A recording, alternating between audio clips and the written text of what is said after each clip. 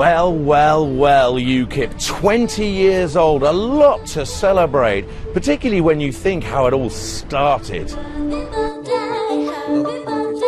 The 90s were tough, a small party considered little more than a pressure group, with very few, well, one rising star, and the look and sound of amateurs on parade. In political terms, toddlers who fell down, had tantrums, and had embarrassing relatives.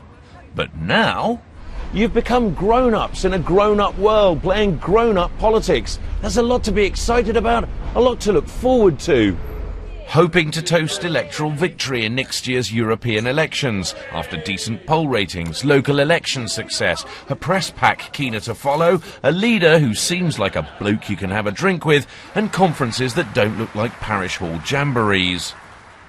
But just a little word from the wise. Like a lot of 20-year-olds, you still have some maturing to do. You're still a bit amateur and unprofessional. There's still some growing up to be done. Some UKIPers will gather at this hotel, and a few are reflecting that the leadership needs to change the party further. Morning. Morning, sir. How are you? Very well, thank you. Be less dictatorial, less cliquey, allow internal transparency, and get rid of the last vestiges of happy-go-lucky amateurism. Loyal voices accept that.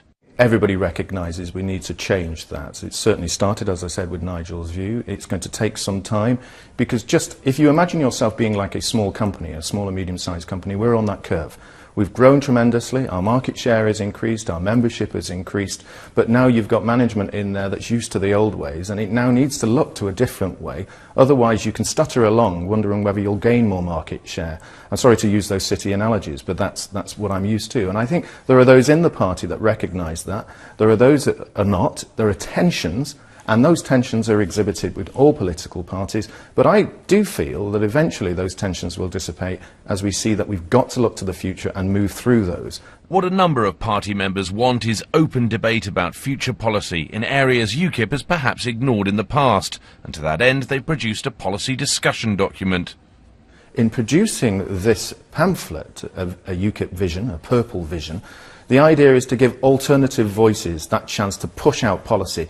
And I hope what it will do is really start to excite the membership across the party to start writing in to Tim and ourselves and give us some more ideas of policy. Because in that way, we will become a more radical party with more radical ideas. But again, we need to have other voices out there representing different parts of the party. Otherwise, the public will see us as not a grown-up party, but still remaining that 20-year-old.